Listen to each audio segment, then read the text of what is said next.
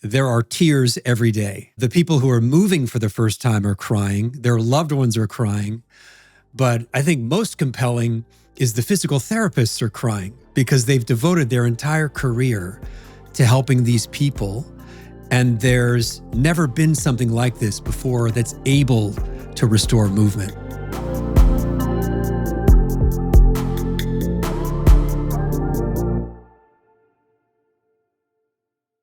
Hello, welcome to A Taste of Bionics. My name is Ranga Yogeshwar, and in this series we explore how technology and biology are coming together to reshape what it means to be human. Today we're talking about one of the most dramatic frontiers in medicine, the treatment of spinal cord injuries. Just imagine yearly, about 1 million people worldwide experience a spinal cord injury, and for decades, a severe spinal connection meant paralysis for life.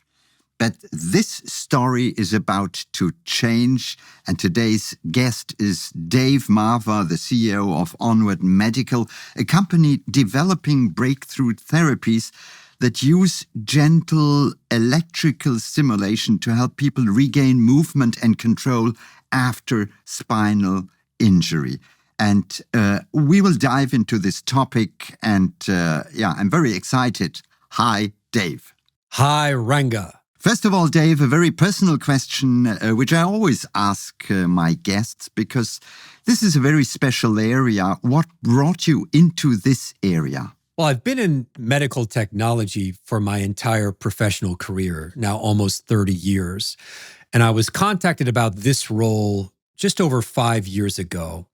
And I was really captivated by, number one, the need. This is a profoundly unmet need. And by the opportunity to create a company that could make a true difference in the lives of people with spinal cord injury and their families and loved ones. Well, it is something very sensitive. If we look at spinal cord injuries, I remember a talk at the AAAS, the American Association for the Advancement of Science. And in this talk, there was a surgeon showing pictures of young people, ski athletes doing acrobatics and landing in a bad way. And after that, they were not even able to walk anymore. So this sort of, kept burned into my soul almost. And if you speak about spinal cord injuries, first of all, interesting statistics, males are about 3 times higher, if you look at the statistics, to get this injury than females. You have a certain age distribution, which I looked at some data in Germany, which on one side, when people get older, age 70, but you also have these young males, these guys who drive in a car and have an accident and life changes. So first of all, when were you the first time confronted with people having a spinal cord injury? Do you have, perhaps in your family or friends? I don't have anyone in my personal life, no. However, as you suggested, the instant that you encounter somebody with an injury, you see that their life changes in a millisecond. It's so sudden. And you also see that there have not been there hasn't been enough development in terms of therapies that can help and impact these people in their daily lives. And this is what's so motivating for me personally, as well as for the entire team at ONWARD. In the old days, one would say a spinal cord injury means, this is an equation, you have a wheelchair for your life, you are sort of confined to a life which is, literally different. Can you once explain, because, we as lay people, we just see the wheelchair, but perhaps some people never spoke to persons who suffer from a spinal cord injury. What all is this about? So it's not only that you are paralyzed, you can't move, but it's more than that, isn't it? Indeed, most people associate a spinal cord injury with paralysis or loss of sensation.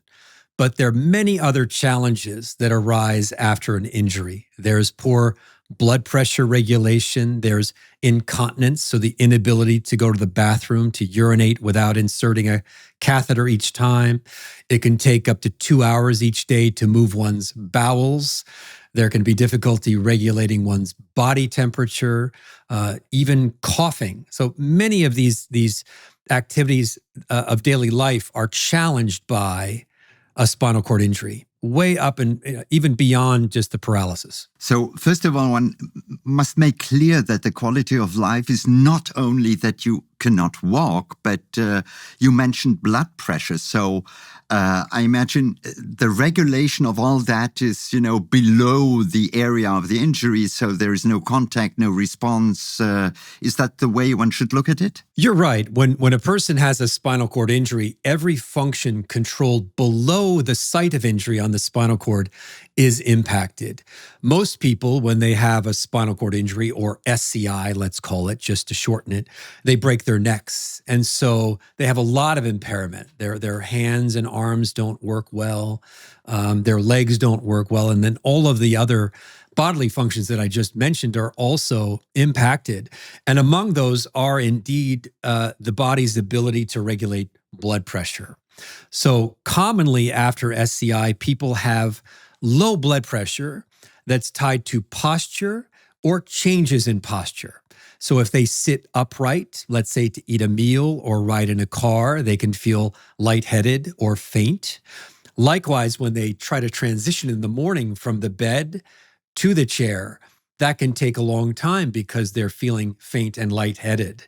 And this is among the issues that we want to address. Mm.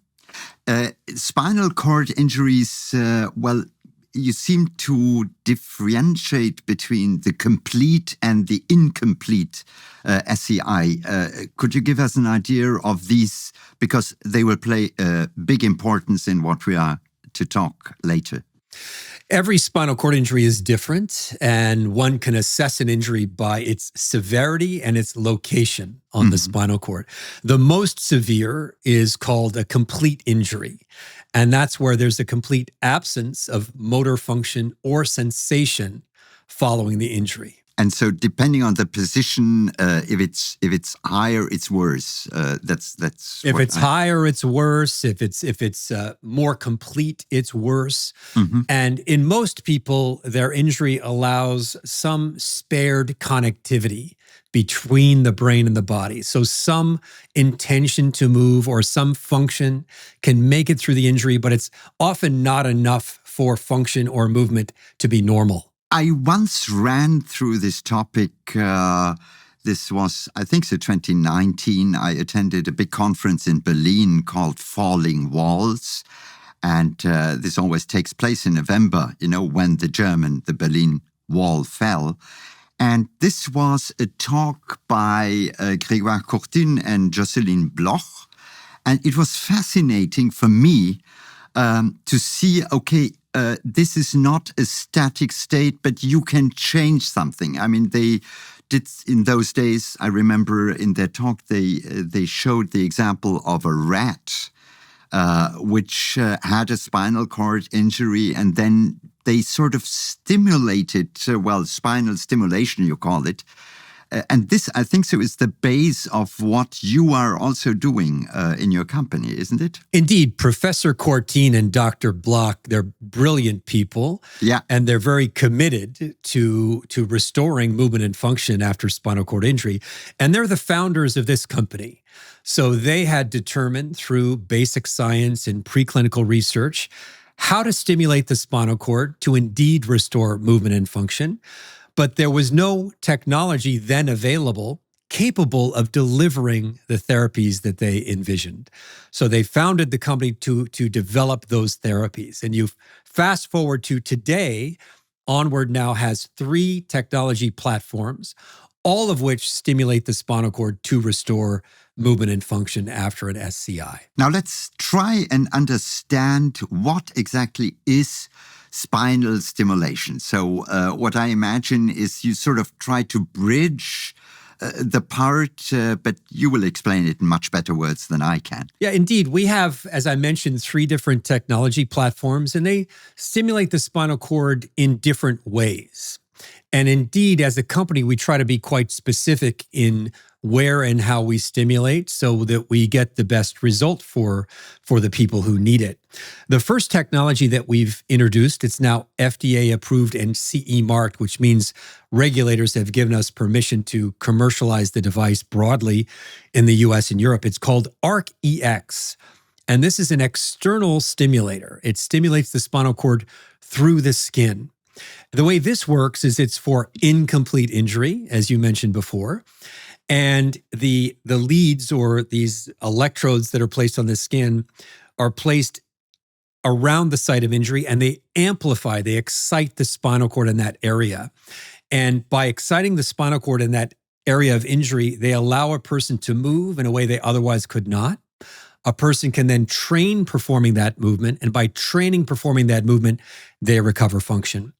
We have another technology platform that's fully implanted. We call that ARC-IM. And here we're really replacing the instructions that would ordinarily come from the brain in a very precise way of stimulating. And this is how we're addressing blood pressure instability, restoring the ability to stand and walk, and so on. So let me understand it step by step. I'll start with ARC-X. So this is an external device, as you said.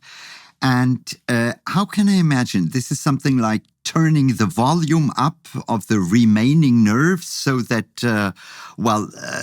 they reawaken, or how can I figure it out? The thing we're trying to achieve with ARC-EX, with the first indication that's approved, is restoring hand function. So the instruction from the brain to move one's hands is not coming through the spinal cord with sufficient strength to enable hand function, normal hand function. So we are indeed amplifying the spinal cord at the area of the injury, turning up the volume, as you say. So while that stimulation is on, a person can move as intended. And then the training allows the person to recover function over time. Dave, this sounds, first of all, fascinating, because this is really breaking a sound barrier, in the sense that before one felt you are confined, and now just by stimulating, bridging this gap, if you will, people, are able, in your example, to move a hand. I mean, how does that feel? I mean, you see a lot of patients, so how does that go about? That must be a sort of a fascinating moment, isn't it? To answer your question, when I speak to our people in the field who are visiting clinics and interacting with people with injuries and physical therapists, so those who treat them, what they tell me is there are tears every day. The people who are moving for the first time are crying. Their loved ones are crying. But I think most compelling is the physical therapists are crying, because they've devoted their entire career to helping these people. And there's never been something like this before that's able to restore movement. So it's really, as you say, a breakthrough in care for people with SCI. And we're very proud to have brought this forward. And we feel a responsibility for this therapy to succeed, as well as all the others on which we're currently working. So you just mentioned the external device, as you call it, ARC-X. You can use it in the US, and you said CE, so I presume also in Europe you can already use it. So how is the treatment going on? You start as a patient, and then your team or specialists come and say, okay, we have this external device, and then, tell us a bit how step by step this works. So we've currently only commercialized this in the US, where we have approval to market it to these specialized rehabilitation clinics who care for people with spinal cord injury. And so the way it's working now is that patients are coming into the clinic. They're using the device 2 to 3 times per week for an hour per session. And they're using it for a period of 1 or 2 months. We're hoping soon, we filed the application already, we're hoping soon to have FDA approval for this device to be used in the home. And then it's far more convenient for people who have tetraplegia to use it in the home for an hour a day and recover function in that way. We recently did get CE mark authorization, so we can launch in Europe, and that came a bit early, candidly. So we're now putting in place the mechanisms to first launch that into clinics in Germany and then other countries, and then later into people's homes. So it's still early days, but it's going very well in the US. In less than a year, we've sold 70 devices into over 50 of these specialized clinics. So there's a lot of interest, there's a lot of demand for it, and that's understandable given the impact that it's having. Now, you mentioned as a patient, I just imagine I'm a patient, so I come to a very specialized clinic, and then they sort of stick those electrodes on in the area of my injury. And then you have this, electronic black box, I call it. And somehow you have to tune it because every injury is different. You have to get used to it. The volume mustn't be too high. So is that a lot of training going on, getting used to it? And what is the feeling of the patients for the first time when you switch on the box? So indeed, there's this box. I'm going to hold it up here, but you may have a visual that you can share with the listeners and viewers. And this connects to leads that are placed on the skin. But there's also a tablet. And this tablet programmer is used to optimize the stimulation parameters. And we have an initial set of suggested parameters that result from the clinical studies that we've performed that have been published. But then the physical therapist can tweak or modify those to suit the individual patient and his or her needs. But then you have to get used to it. So it's not only the stimulation by itself, but it's what seems to be very important also rehab. So get used to it, understand it, live with it. Well, indeed, I think the simplest way to view how this therapy works is, let's say you were to sustain a knee injury skiing or something. I hope it doesn't happen, Ranga, but let's say that would happen. So you would need to you would need to move in order to rehabilitate your knee. If you have paralysis, you can't move. This device allows a person to move and therefore undertake specific rehabilitation, and that's how they recover function. So it's the combination of specific tailored stimulation and what's called functional task practice or specific rehabilitation. Both of those used in concert. I looked at some of your videos, which you also have in YouTube, for example, and it's almost, this sounds a bit big, but it's biblical in the sense that, people suddenly who are confined to a wheelchair stand up and are able to walk. Now, this, first of all, sounds like magic of the 21st century. But in detail, I mean, you have seen certainly such patients. Just describe this moment. I think so. It is magic, isn't it? It is. You've transitioned to our second platform, which is ARC-IM, our implanted platform, which we've used to help people stand and walk again. And it is absolutely biblical and magic. And that's what drew me to the company, as well as all of my teammates here who are so driven by this mission to do something that's never been done before that can have such an amazing impact on people's lives. I don't want to convey that this is a miracle that occurs in seconds. If a person has been in a wheelchair for several years, it takes time for them to recover functions like standing and walking.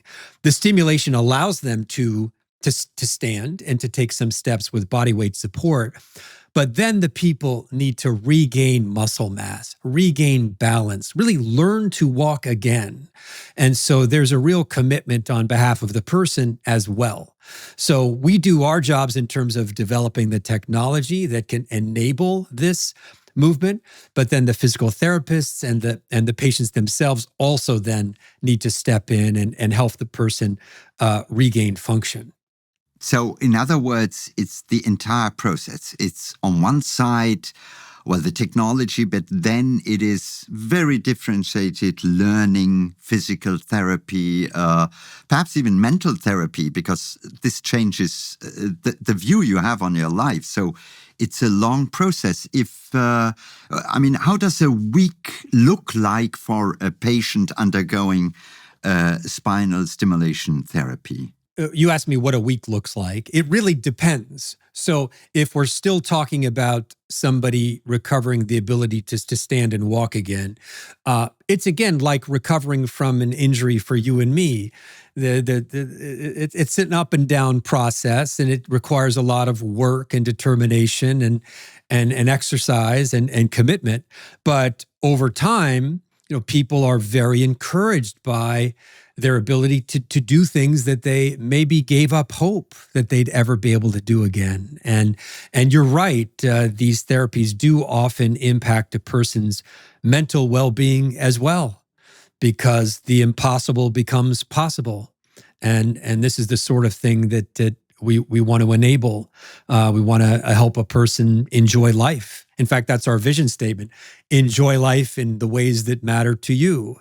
Maybe you want to walk again. Maybe you want to go to the bathroom without inserting a catheter. Maybe you want normal blood pressure. Maybe you want to use your hands again. And we want to use our therapies to assist in every one of these ways. Mm. Well, let's focus a bit on, we spoke about walking, but that's what gets the headline coverage, but the autonomic dysfunctions. So you mentioned blood pressure, bladder problems, and so on. This is really a strong impact in their lives. So here, if you take your ARC-IM system, I think so this is something where also you can immediately change the quality of life. So, if I just think of blood pressure, must you train for that also? Or is that something which you just get, so suddenly you can get out of bed in not hours, but perhaps minutes? Indeed, if you ask people with a spinal cord injury to prioritize the functions or activities they want to recover, often walking is well down the list. They want to have normal blood pressure. They want to go to the bathroom without a catheter. So this is why we are putting resources into these things. And you're absolutely correct. One of the compelling things about the blood pressure stability indication is it does not require rehabilitation. You turn it on and it works. You can even see an impact during the surgery itself. And this is why we've prioritized this as our first indication for ARC-IM, because it can impact so many people without the need for prolonged rehabilitation. Mm-hmm. I can imagine that your mailbox is just being flooded because, as I mentioned, about 1 million patients a year.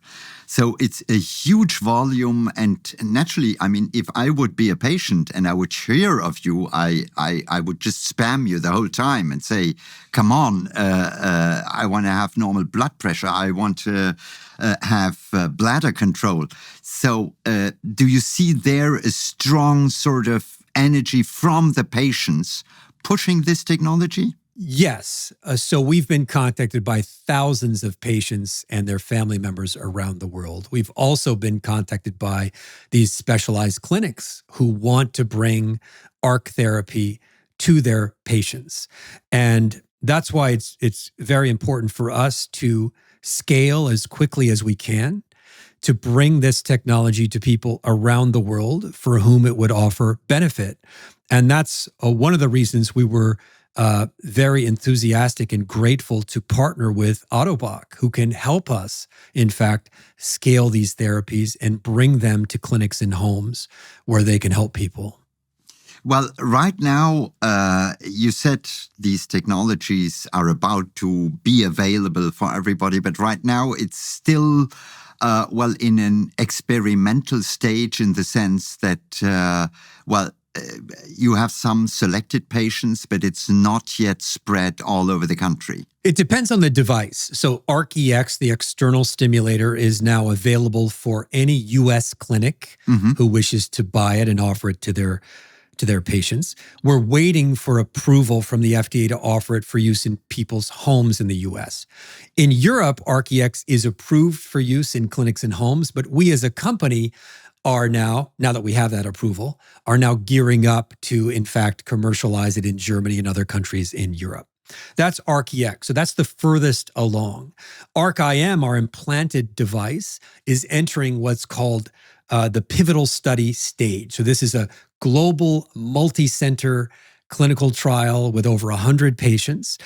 And the intent behind a pivotal study is to collect the data required to get regulatory approval from FDA and to get CE mark and then to commercialize this. And we expect the blood pressure indication for ARC-IM to be approved in the 2028 timeframe. So it's almost 2026 as we record this. So we're a couple of years away.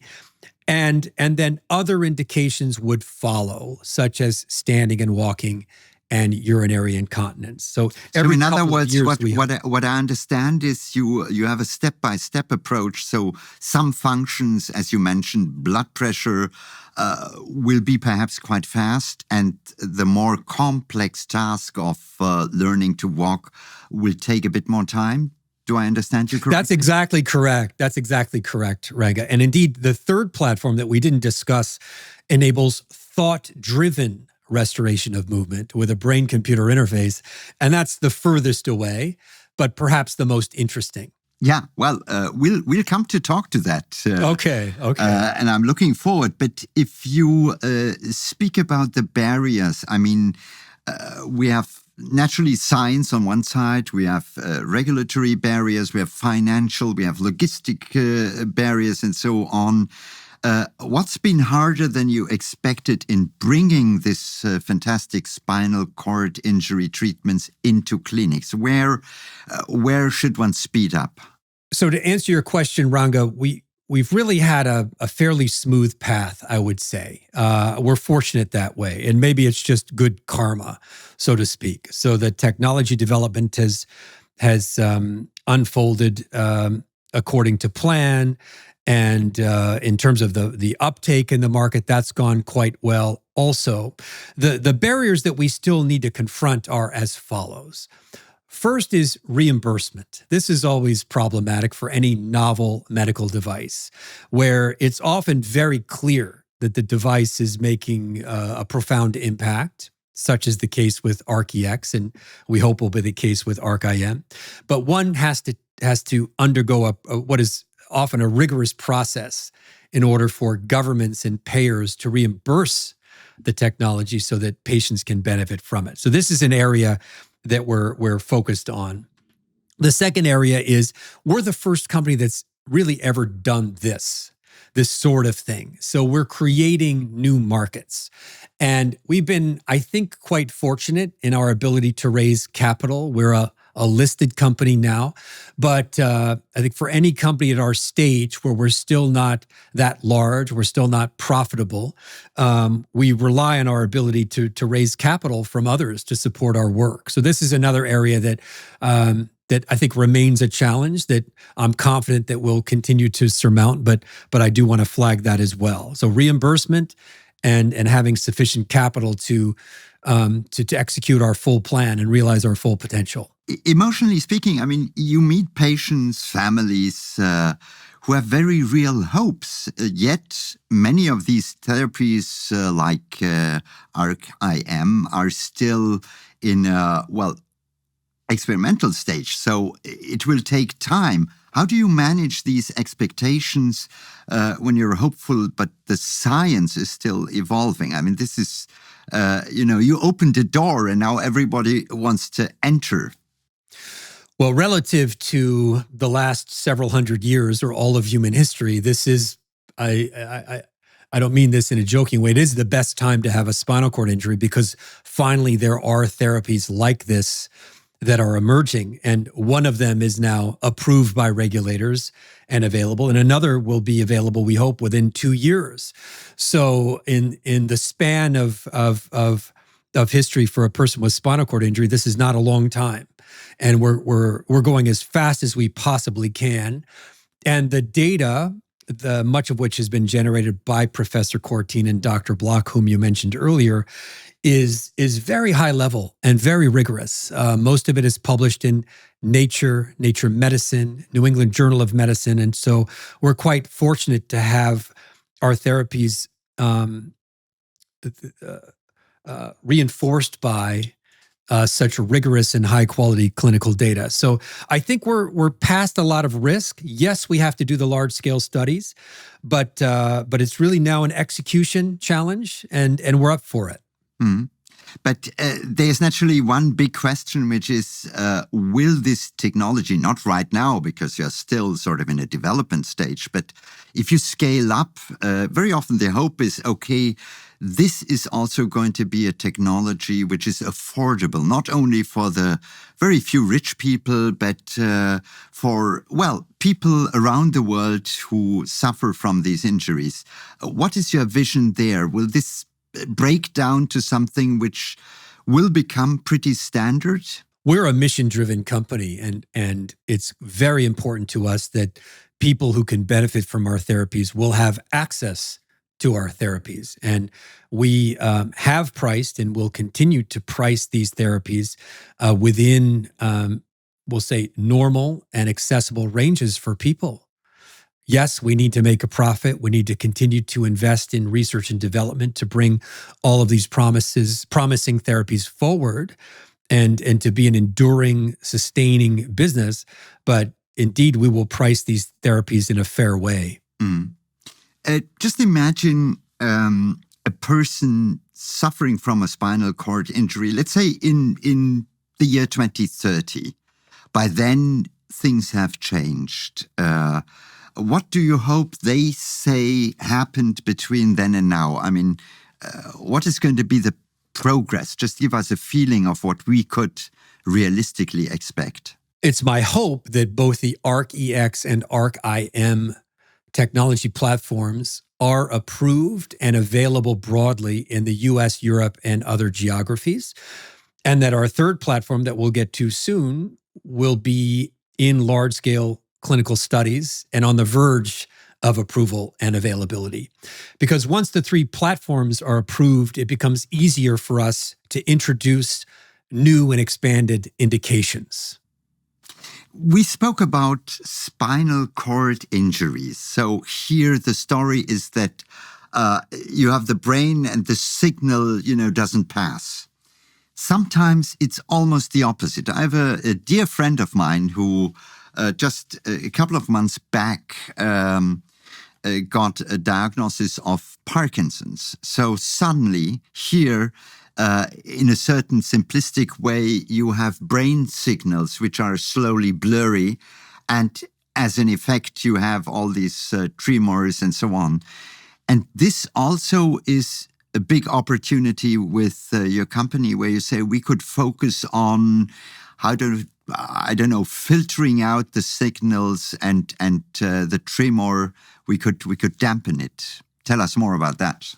We have promising therapies for Parkinson's disease. Spinal cord injury is our raison d'etre, our North Star, but we think that our technology platforms and approaches may be able to help people with Parkinson's as well. So when a person has Parkinson's disease, like your friend, they often present with tremor first, and then later in the progression of the disease, they may have difficulty walking, they may have balance challenges or what's called freezing of gait. And here's where our implanted spinal cord stimulator, ARC-IM, may be able to help them for a period of time walk better, let's say. Parkinson's is neurodegenerative, unlike spinal cord injury. So eventually the problem will become too severe for us to help with. But we think we can potentially sustain a higher quality of life and function, maybe for 5 or 10 years than these people would otherwise have. So these Parkinson's therapies are a bit earlier in development, but again, they are showing promise.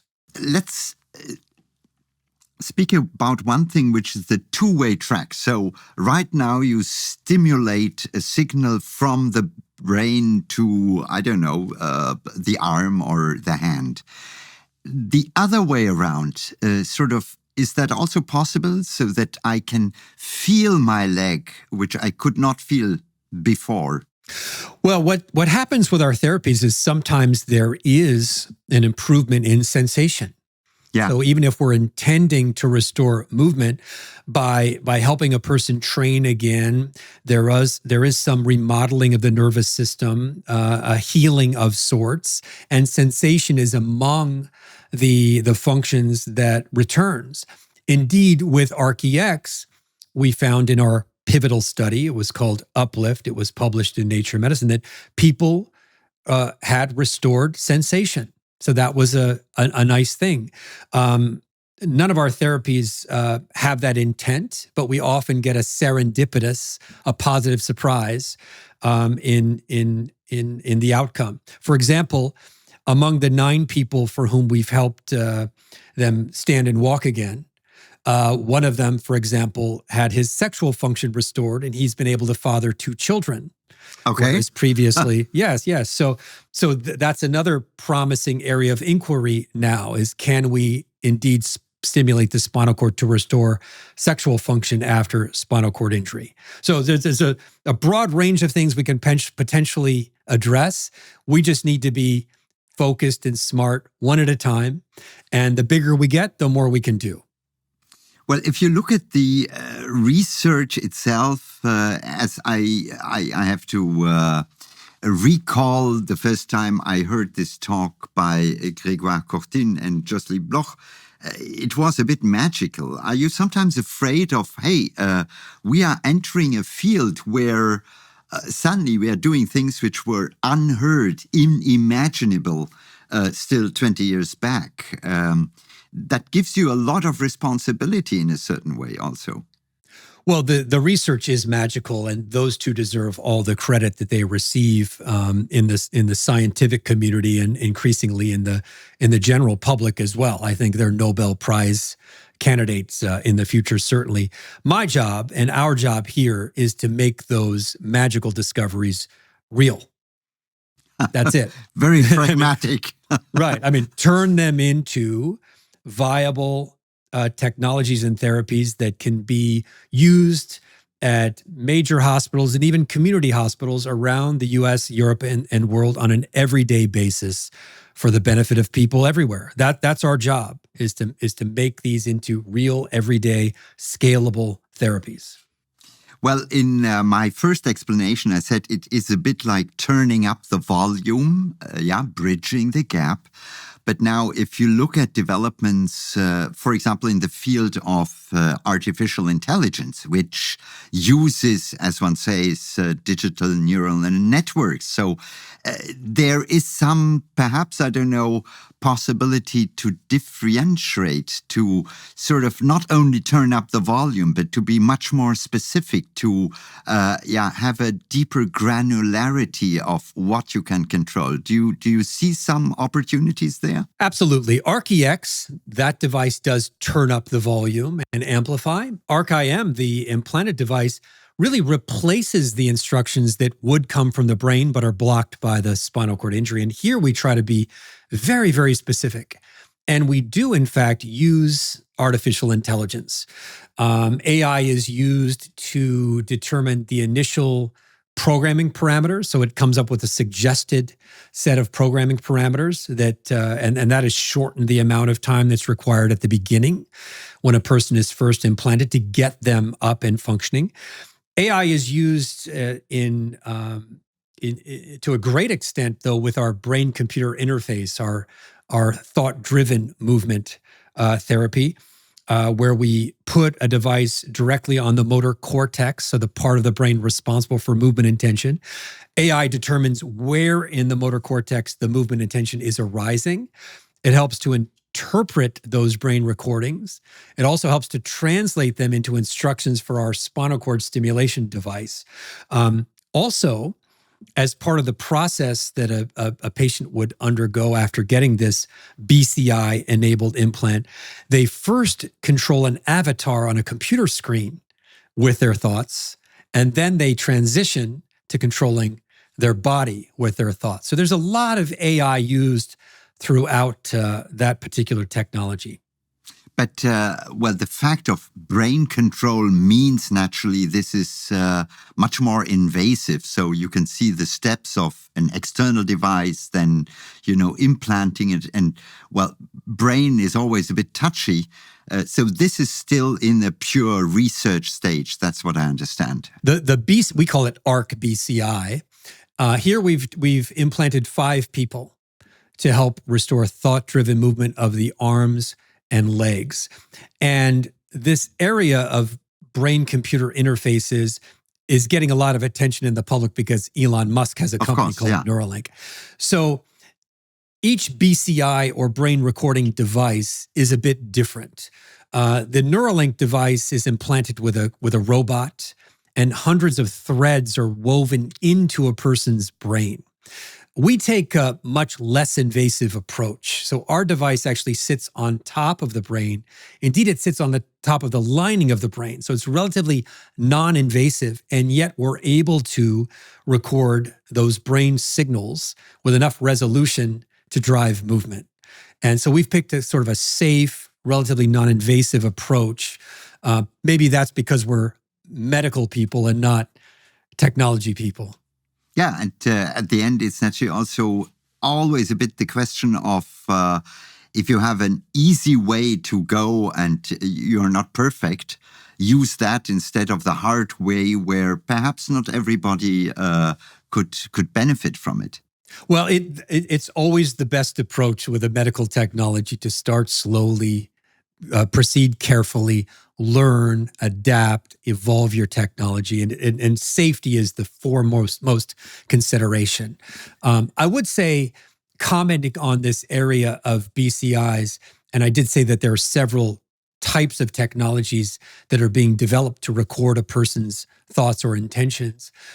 We have our own BCI today, but one of the unique things about ARC-IM is that it's agnostic, meaning it can receive instructions from any BCI. So as technologies develop and mature, and if any of them emerge as more promising or effective than ours, we can link ARC-IM to that BCI to enable thought-driven movement. So we like that we have that flexibility so we can do what's best for patients over time. So if you have a vision, and this is a very ethical question, you could have compatible devices. So you plug your device into the rest so that it works, and somebody else did the brain surgery and, gives you the link to that. That's how I understand it.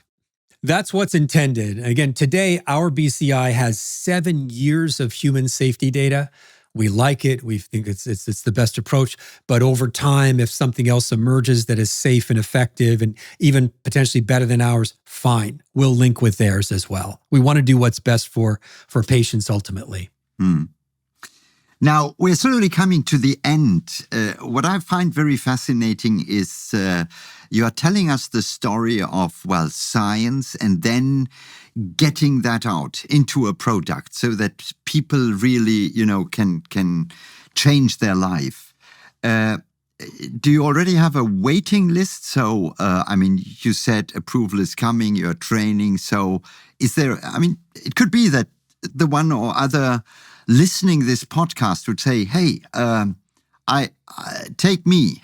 What do they do? Ranga, we've heard from thousands of people around the world and their family members asking whether they can be involved in our clinical trials or how and where they can benefit potentially from our therapies. And so they can go on our website and there's a form they can complete that allows us to keep their data in a very safe and private and compliant way. And also, we ask their permission to potentially share their data with a caregiver in their community to let them know when we have a device in their city or community that might offer benefit. So absolutely, that's the action that people who are listening can take. Visit our website, ONWD, onward.com, ONWD, and complete that form. So you gave us a lot of hope, and you show already things are working. This is relieving thousands of people in the future who suffer a spinal cord injury. If I take you on to a vision, what is at the end your vision? Will spinal cord injuries be, with the help of technology, something where we will not, have a big discussion perhaps in 30, 40 years, but we have the technology and you can walk again, you can live again, you don't have all the problems? I'm not sure if we can ever return people with a spinal cord injury to completely normal function, but I would be very proud and I would feel that we have achieved our mission if a person has the opportunity to address any of the functions that they want to see restored, at least in part. They can stand and walk again. They've normalized their blood pressure. They can go to the bathroom more normally. They have sexual function, for example. So this is my vision, almost like a menu at a restaurant. I'd like to see this, and this fixed, and we offer the technology that enables that. Wonderful. You spoke about menu. We are slowly coming to the dessert.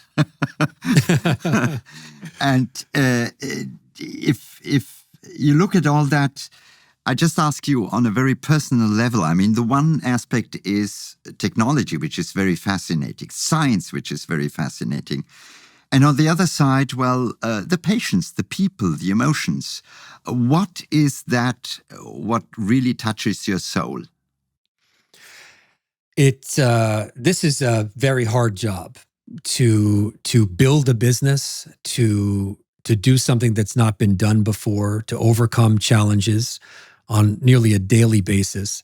And I derive incredible motivation and energy from the people whom we're helping, from the courage they show in daily life. Just getting through the day with a spinal cord injury is not easy. And whenever I feel down or discouraged, I think of one of them, and I'm immediately energized. And this is the same thing for our team. We work extremely hard here, but we also feel very proud that we're doing this good and noble and important work. And there are things to celebrate along the way, but we're by no means done. We feel we're at the early stages here of this journey, and there's a lot of work to be done. So, Are you feel befriended very with people, with some of your patients? I mean, this is a very special relationship. Yes. It is. I try to have dinner with some of our patients and their family members and get to know them. It helps me understand their lives and challenges. Getting on an airplane, getting in and out of cars, getting in and out of restaurants, restrooms, eating. So this I definitely carve out time to do, and it helps me do my job better and understand the community of those who have injuries better, but it also provides fuel and motivation.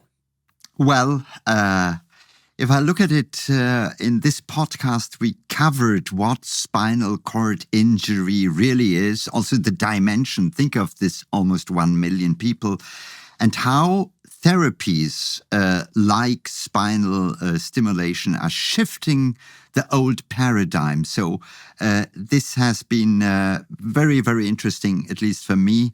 Also hearing a bit about the road ahead.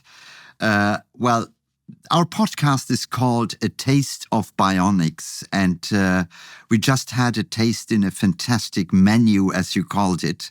And I'm looking forward to speaking to you in a couple of years again, Dave. I want to say thank you so much. And if you enjoyed this podcast, stay tuned.